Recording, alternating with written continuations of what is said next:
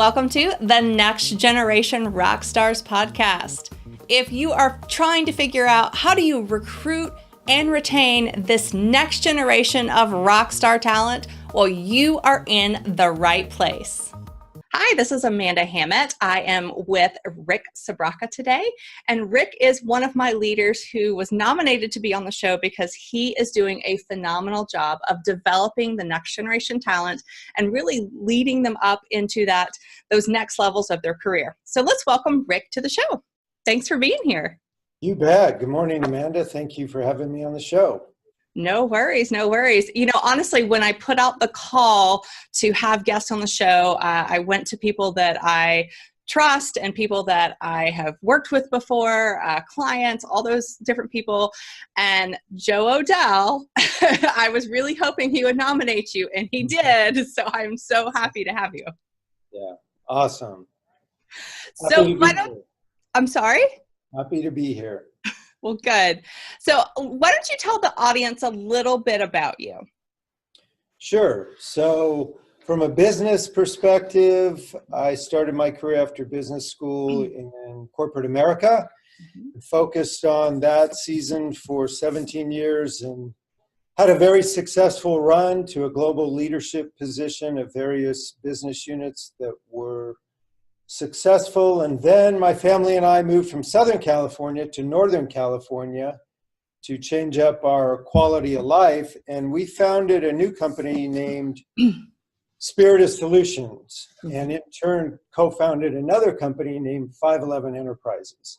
And they are focused on helping companies and individuals grow in the high-tech space. And that's where we really changed it up, Amanda. When I was in the corporate space, working for Fortune 50 companies, the focus was always primarily on the customer, as it should be. And when we did our own thing, we decided to conduct an experiment and to make the team members the priorities.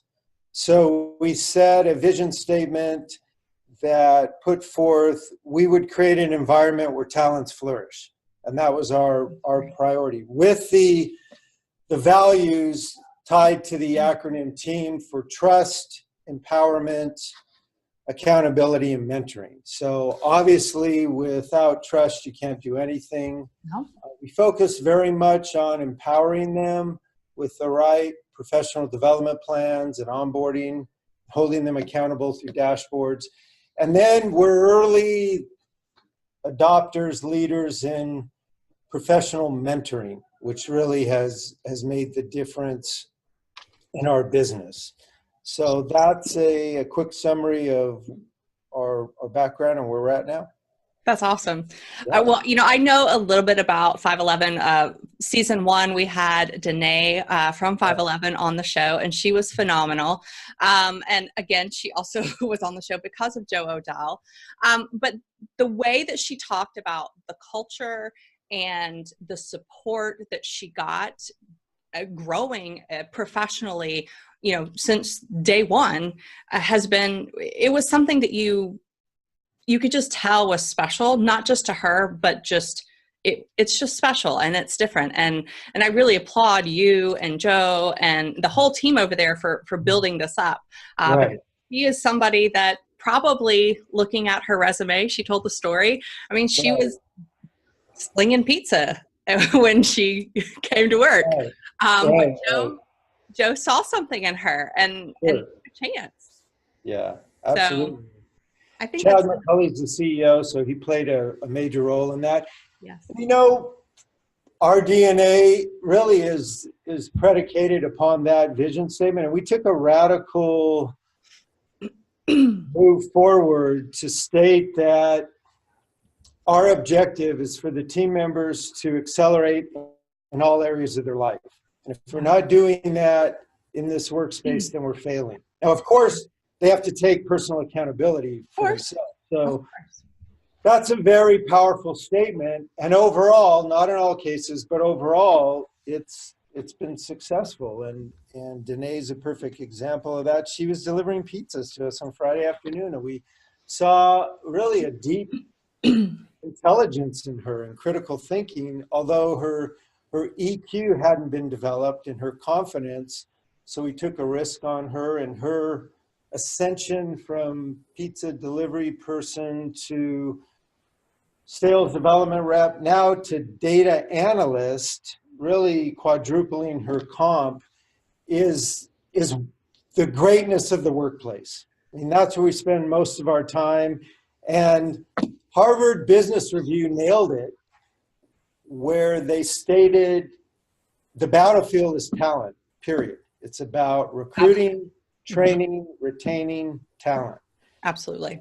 So that's our focus. Absolutely. That's phenomenal. So let me ask you this. Let's take a little look back to your days in the Fortune 50 world. And I would imagine as you were coming up yourself that you probably witnessed other forms of leadership, other forms of development, if you will. And how did that shape your own vision for what you wanted in Spiritus, in 511? Sure. Thank you. So I was very blessed to have a couple great mentors that I could go to that taught me how to mature, because I always had the talent and the skills, but it was a matter of maturity and managing myself well to fulfill that destiny. So that was the challenge and the solution through the mentors. Regarding my specific managers and leaders, I saw many examples of what not to do and Yes. what to do. And I really break it down into two areas, either an abundance mentality or a scarcity mentality. And there were those managers that really believed that their team members were infinitely scalable, and if they helped you grow, the tide would rise and everybody would grow with you. Right. And those are the best environments. The opposite of that was scarcity mentality, that I've been given this unit of power and control, and I'm going to hold on to it very tightly and keep people in their place. And then that limits personal growth and company growth. So those are really the two experiences I had, and obviously adopted if we grow people and surround ourselves with people that are smarter, brighter, better versed in certain areas than ourselves, we'll do much better as leaders. Yeah, absolutely. Absolutely. I agree with that wholeheartedly. Actually, my company did a study. My partner, Gene, actually works and studies high growth companies, and he focuses on the Inc. 5000, and he has studied them significantly, and they have all come back and said it's employee first. We focus on developing the employees and they'll take care of the customers. 94.1% of them said that. So, wow, you can't beat that. No, you can't. You can't. Wonderful. So as you were coming up in your own leadership in these Fortune 50 companies, did you ever feel pressure from higher ups or corporate boards or anything like that to focus more on the numbers and delivering performance versus, developing your people? Yeah, absolutely. At the end of the day, it's about the numbers, and hopefully the metrics are well balanced. I like the Drucker Institute's scoreboard that they keep around financial health, employee health, customer health, innovation, and social responsibility. So hopefully the numbers are balanced. Within that context, I was in the sales, marketing, channels area, so typically there was a quota, and when it got to the end of the quarter, sometimes we had values-free moments where we had to focus on getting the number, and that's what it was about. And over time, as I became more confident in myself and my own character, I made certain that I was honoring relationships and results, and that they are not mutually exclusive, they're jointly exhaustive, and that has served me well. Perfect. Now, what about, you've had quite a long career so far, but you've seen the influx of millennials. Now you're starting to see the influx of Gen Z into the workplace. You know, what influence have they brought into the workplace? What changes have you seen? And what do you predict going forward?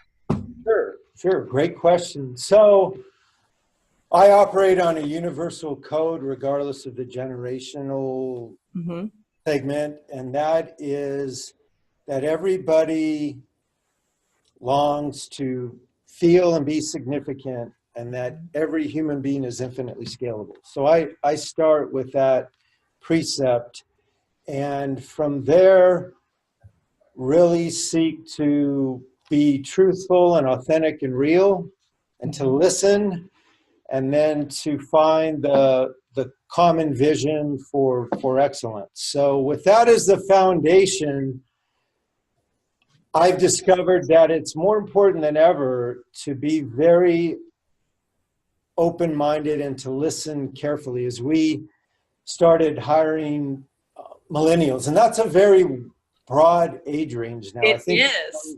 Between 23 and 38. And there's a lot of factors within that regarding the country of origin, socioeconomic factors, gender, Absolutely, diversity, etc. So I don't want to over homogenize them, but I have found them to be absolutely delightful and inspiring.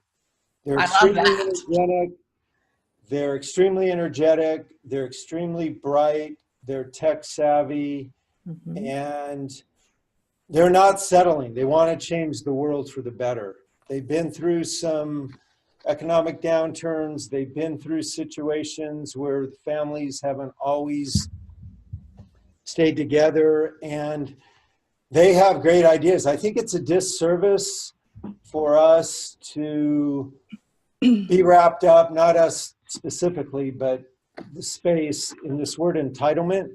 I don't really see that at all. I see that as a leadership responsibility to teach process, that they would come in regarding their great ambitions and their phenomenal energy and work ethic, that we would meet that with our wisdom on what's the process look like, and teach the process, and engage in multi-generational mentoring where we're listening first and then responding, and together we're moving the ball forward. So they've taught me to be a much better listener and how to work together.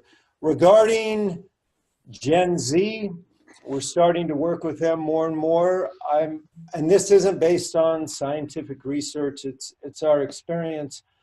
I'm finding them to be equally high potential in a different way. They seem to be focusing more on a conservative approach of job security and a career path. Mentoring is very important. Not quite as radical, if I can use that term, about changing the world and changing things that aren't right. They're looking to create a strong, stable career path and lifestyle. absolutely. And so again, we're having to listen very closely to them and understand where they're coming from. Handshake is their professional community. They did a survey. Very interesting. In the top 5, Gen Z is asking for mental health resources at work. So I think that's an important trend. You're asking about where I see it going. That's an important trend. Google did a study a few years back entitled Aristotle, and it was about culture development. One of the key findings was psychological safety or trust in the workplace. So a couple of the trends that I see and that we're helping to shape are number one, what I would call humanistic influencers. So we hear about AI and ML over and over and over. Right. And that's awesome. I'm fully for that. I think it's also going to create an inverse resurgence of humanistic influencers that are important to merge with the rise of AI for our best overall success. And it goes back to talent. At the end of the day, this is all about talent. So I find that to be very fascinating. The other one that we focus on, as we've discussed, Amanda, is really life-work integration. Yes. Apple hired me a while back to talk to them about work-life balance, because one of their managers has said, this is a quote, that the sheer velocity and ambiguity of the business is breaking down our people and it's spilling over into their personal lives. Mm-hmm. So we went after this work-life balance thing. We found out it was really a myth. You know, there is no work-life balance. It's a series of sprints and recoveries. It's a sprintathon. And so we've developed our own content around life-work integration. Mm-hmm. And work has certainly crept into our life, has it not?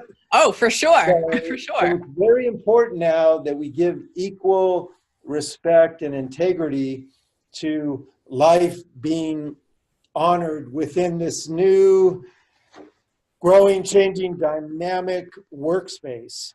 Mm-hmm. So we focus on that very much, what we call complete life victory.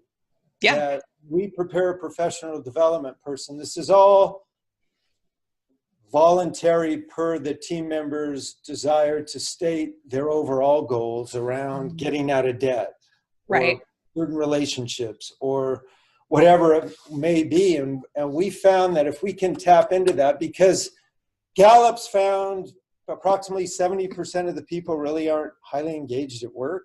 Yep. So, you know, that's unacceptable. Why is that? And people are going to have to do certain jobs that they may or may not like. But if you can tie it to their burning passion for moving their life forward, then you have a win-win. Then right. You can work together. And that's what we see as a major trend and a major differentiator. Right. Absolutely. Well, you know, I think you've touched on this a little bit, but I'd like for you to be pretty specific right here.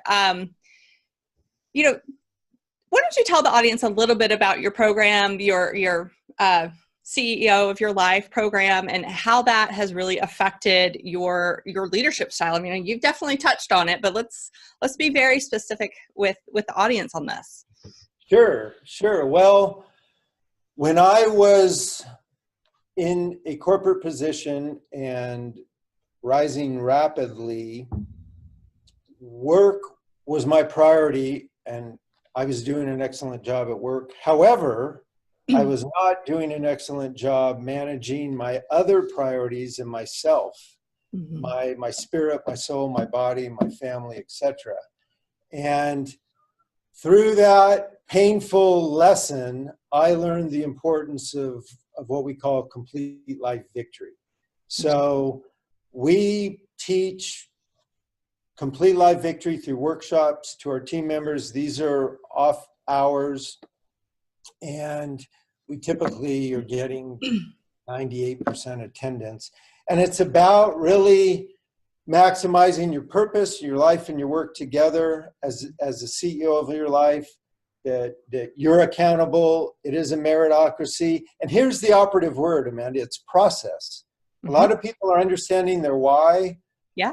But they don't know the process to really understand where they're at in life. You know, I don't want to get too deep into this, but we have heredity and environment, which we can't really control. But then we have our responsibility on what we can control. So we're helping a lot of people just process things, even are very focused on them speaking with professional counselors to let it go, burn it down, whatever right. is holding you back. Here's your future. And then from there, then we can set goals around what we call a life ecosystem. It's mm-hmm. not that balance wheel. It's an always changing ecosystem.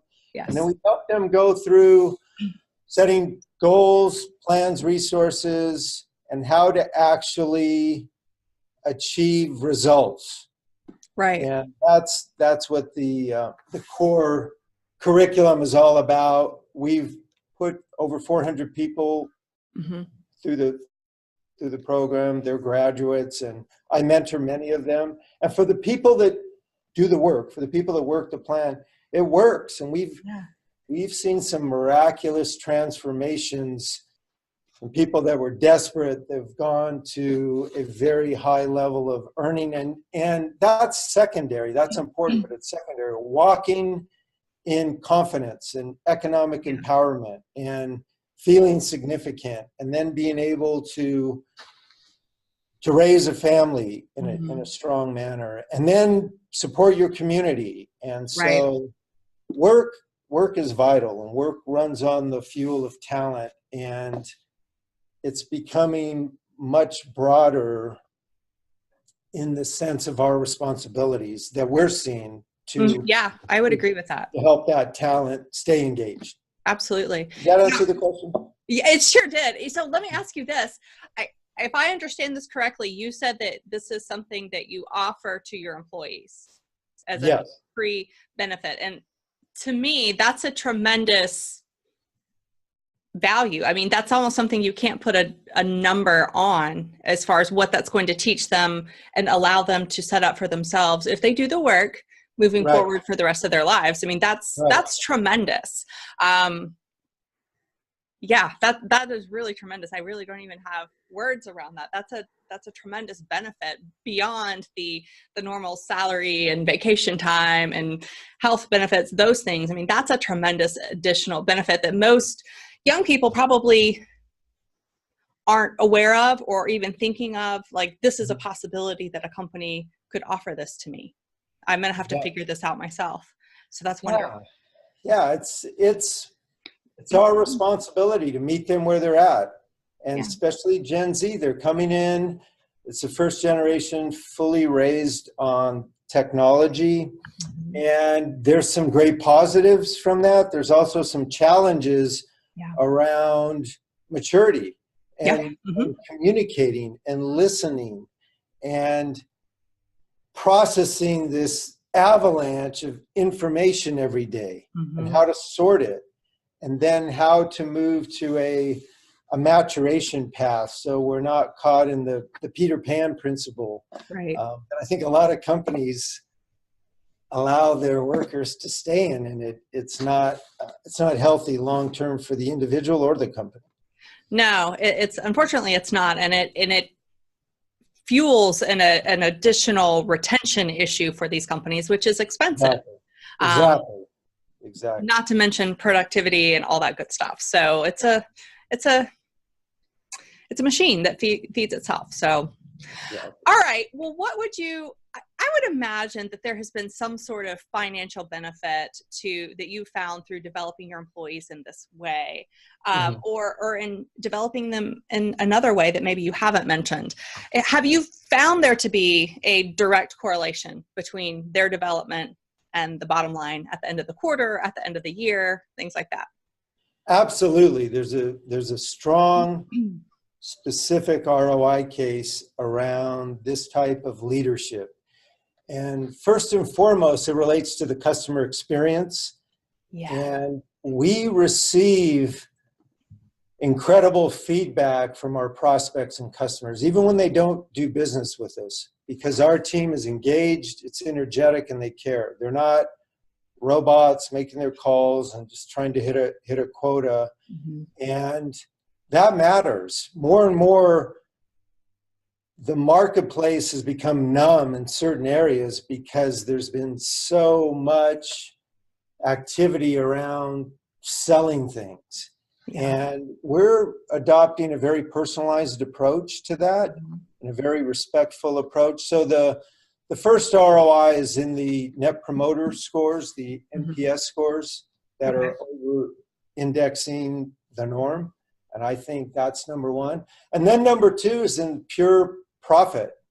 Our retention rates of the talent are exponentially better than the benchmarked competitors we have in different cities, because the cost of training somebody and losing them straight away. And on average, our team members are retained to a multiple of 2 to 3x per the norm. So really, that's huge. And I think the other metric that we don't have is the quality of their work while they're working. Is to be excited about going to work, doing a great job, which takes a tremendous amount of energy. But the ROI case is absolutely there. And I believe corporations are starting to realize that HR is vital. I know they realize this because I read the human capital trend research, and it's important that we accelerate our adoption of programs like ours to help the employees succeed, which in turn will help the companies succeed. I couldn't agree with that more. And just going back to your client base, I happen to know one of your clients, and he was actually the reason I was introduced to Joe Odell to begin with, and he just raved about your SDR reps, about how good they were and just how vital they were. And he was raving not only to me but to a group of other people about how good they were. And actually Joe was a little like embarrassed for a moment because he was just going on and on about how great. I'm thankful to hear that. All right. So let me ask you this. I know that you have millennial children of your own. Yes. But you also mentor a lot of people, as you've mentioned. So if you could only give one piece of advice, just one thing to an early career, so somebody who's been in the workforce less than 5 years, if you could give them one piece of advice about their career, what would it be?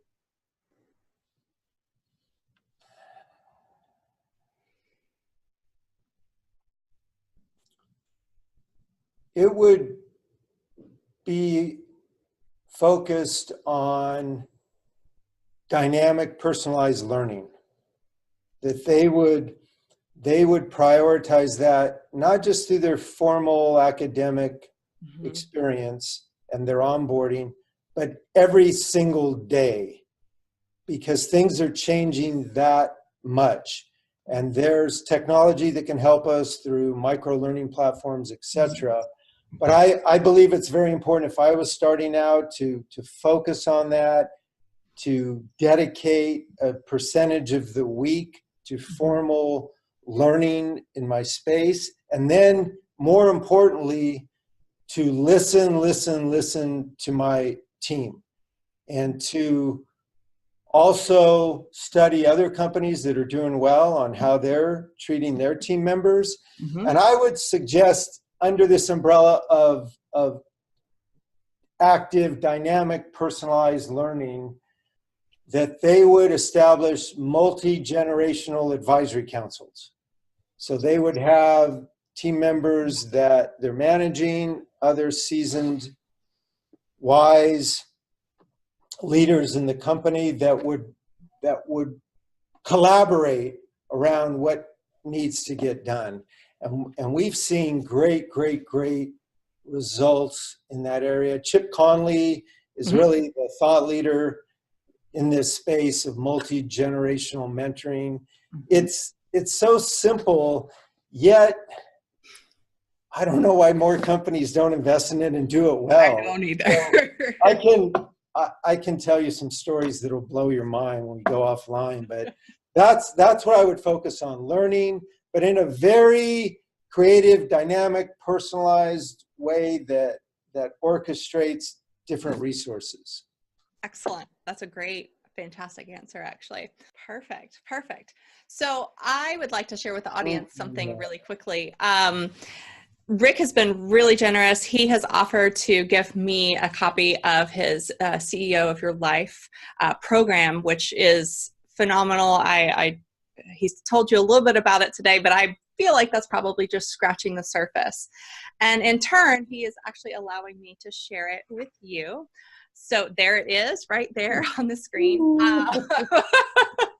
So if you are interested, we are going to have a link below where you can go ahead and snag a copy for yourself, because I don't know if your company is offering anything like this, but if they aren't, you guys need to get in touch with Rick and see about bringing it to your company. Well, Rick, thank you so much. This has been such a pleasure. I feel like you and I are really in line with a lot of the ways that we see things, and I'm really I feel very fortunate to have met you, even though it's been through the screen, but, Sure. but still, I feel very Likewise. Yeah, thank you very you. much. Okay, take care. All right. See you guys in the next episode of Next Generation Rockstars. All right. So I hope that you took lots and lots of notes, just like I did during that interview with Rick Sbrocca of Spiritus Solutions. Rick shared so much in that short amount of time. I think one of the biggest takeaways, though, for me was his CEO of Your Life program. And that program, he's using it to develop his people, not just in their professional life, but also in their personal lives, and so that they can grow very holistically, and hopefully eventually that means longer term retention. That means higher levels of productivity, which of course results in higher levels of profitability. And Rick has been gracious enough to offer that to me so that I can share it with you guys in this audience. I do hope that you click on the link below and you download the CEO of Your Life program. But more importantly than just downloading the program, I hope that you actually implement it, because implementing the program is where it is all about it. That's where the life change happens. That's where the increases in your happiness, really, in your life, that's where it happens. So you got to be willing to change to make those big leaps in your life. Well, thank you guys so much for joining us for this episode of Next Generation Rockstars. Keep listening for next week, where we will have another phenomenal leader who is helping to develop the next generation of talent. See you then. Thanks so much for joining us for this episode of the Next Generation Rockstars, where we have discussed all about recruiting and retaining that next generation of talent. So I'm guessing that you probably learned a tremendous amount from this week's Rockstar leader. And if that is the case, don't keep me a secret. Share this episode with the world, but really share it with your friends, with your colleagues, because they also need to learn how to recruit and retain this next generation of talent, because these skills are crucial to business success moving forward. Now, of course, I want you to keep up to date every single week as we are dropping each and every episode. So be sure to subscribe to your favorite podcast platform of your choice, and you will see the Next Generation Rockstars show up just for you.